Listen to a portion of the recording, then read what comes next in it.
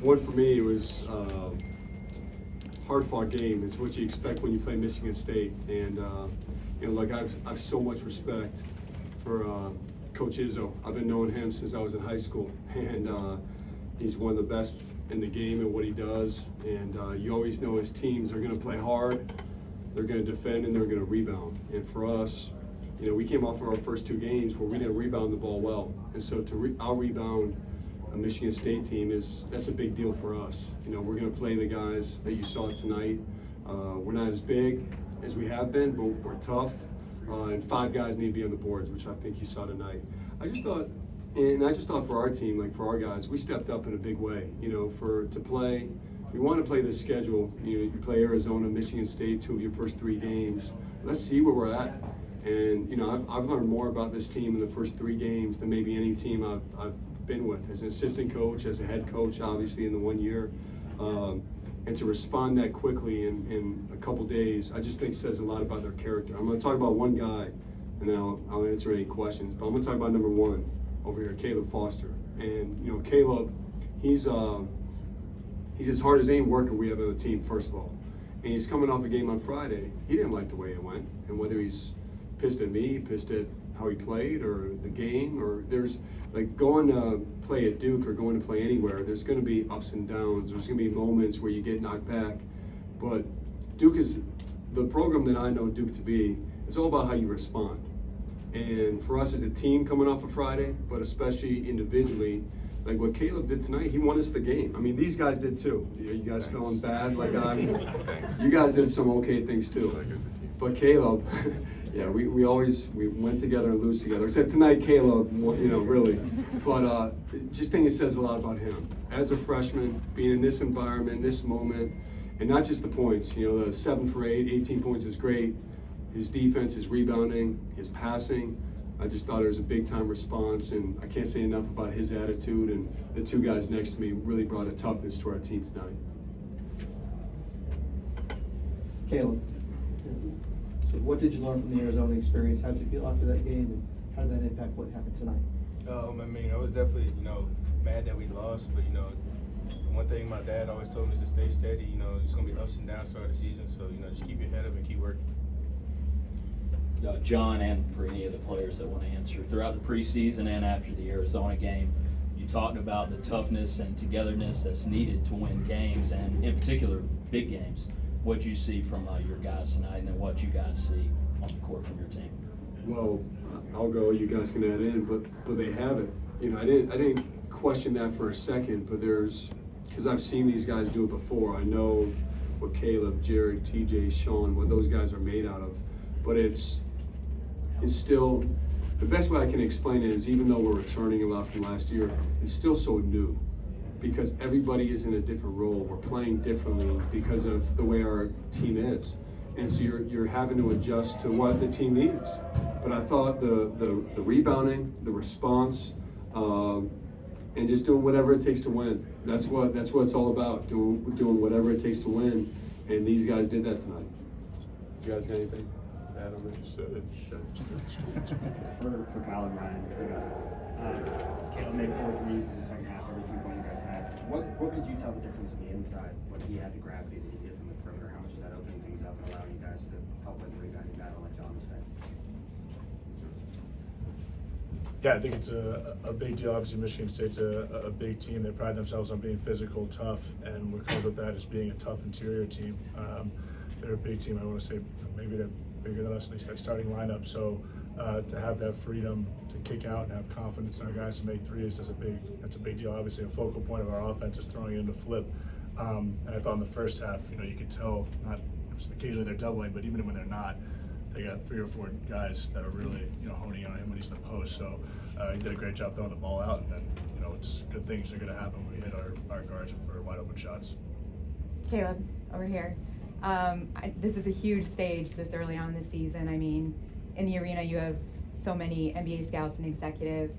Coming off the Arizona game, I mean, what was your mindset coming into this game, knowing like what big of a stage this is, and when did things start to click for you in the second half? My mindset was just to be ready when Coach called my name. Before the game, my teammates and my coach was just telling me to be ready. and I felt like I worked hard for this moment. It's a moment I've dreamed of, and so yeah, just come in and be ready.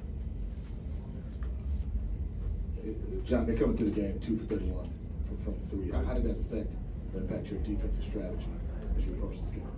Well, we treat it like a paint team, but also at the same time, it scares you because the law of averages. You still feel. I mean, look, they're 3rd in the country last year, 3-point field goal percentage, and of course, Hauser shot almost 50%, and that's a big deal.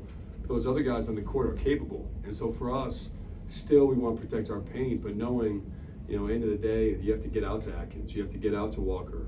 Hogard still is capable, and I thought that these guys did a great job following the game plan. Walker, he had some tough shots, man.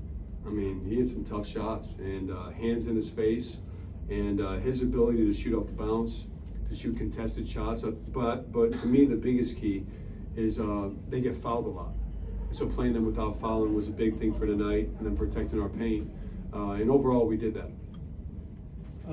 This is for Caleb and Coach Scheyer. I know the Arizona game, Jared McCain played well.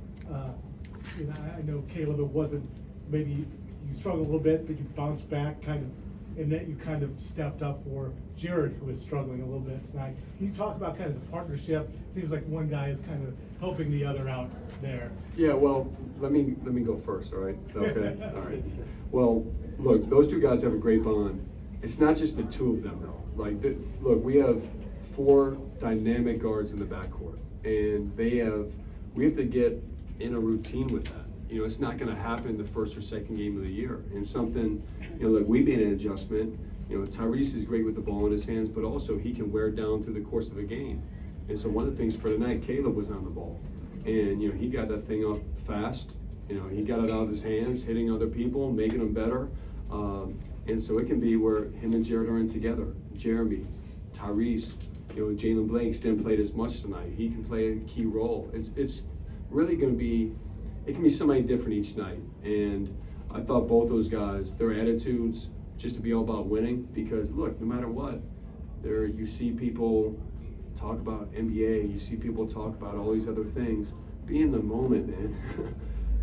These guys don't get this time back. And if you throw yourself into winning, good things will happen. And Caleb is really, every high school player in the country should follow what he's done the last 2 games, because it's what it's all about. The attitude, the mindset, the work. He's crushed it. Yeah. Like Coach said, it's whoever's night is night. We feed into that. We just throwing ourselves into winning. That's all. It's the end goal. And we do whatever it takes to get there. Coach, I know this is only your second time at this event as a head coach, but over the years we've seen sometimes this is the first game of the season, and sometimes you have a game or 2 before it. I was wondering if you had a preference. Yeah, I'm not sure. At first I would have said the first game of the year, and now say maybe it's good to have a couple games under our belt. But I do know it's a great event. I feel each time, I don't know if it's 10 or 11 times, been in this, like you said, second time as a head coach, you always learn something. And you're playing against an opponent who really believes they're supposed to win. So it's a great test. It's on a neutral court, which is, if you're fortunate to go on in the season, you're going to play on a neutral court. And so, again, I know it's the 3rd game next year, so I'm great with that. Probably that's what I would say, 3rd game. But if they go 1st game, I'm good with that too. John, Michigan State is 3-14 against Duke over the last 28 years, I think it is. Why do you think that is? What do you think? I have no idea. I'm not about to take credit for all the games that Coach K. I don't know. But look, I have memories of them beating us in the Elite 8. That was a big time. It's one of the hardest losses I've ever been a part of. With Zion, Cam, Trey, all those guys, RJ. But it's been. We've played these guys a lot over the years, and there's been such a healthy respect, I think, for each other's programs. And we're fortunate to win tonight. I don't really think about that too much, to be honest with you. Last question. Yeah, John, I wanted to ask you about protecting the rim. You guys had struggled a little bit in that area against Arizona, but tonight Michigan State did not have much success in there. What is the key to what's the difference between those 2 games? What's the key to you guys being successful in that area as you go forward? I think I have to help them better with what to do when the defense breaks down. And even though we're playing 3 guards most of the time or all the time, we have flip at a different position this year a lot of the time. We still want to have that same mindset to fight for the rim. And you would think that we're going to take more threes. We took 22 tonight, not that many. But really the spacing is more open. So you have opportunities to drive more. You have opportunities, I thought Flip did a great job tonight of when there's one-on-one attacking, and then when he got double teamed, like one of the biggest plays was him hitting Caleb for that 3. So we need to continue to learn how to play with the group that we have in and really be forceful driving the ball. When they commit, we'll have spacing and shooting, but really our bread and butter is always going to be get into the rim, get into the foul line, and everything else comes from there. By the way, I'm disappointed there's no Chicago questions, by the way. I thought, this is great to be back. How was it being in Chicago? Yeah, thank you so much. Thank you. I told these guys, I don't know if you know, but we went on a bonding trip this summer. We had a Brotherhood CEO trip here, and afterwards they were very skeptical. I think they wanted to go somewhere more tropical, and then they realized that summertime in the Chi is actually not a bad thing, right? You guys would say that, right? So again, we came back, and to do this event here was a special thing. So anyway, thank you guys. Thank you guys. Good luck for us this season.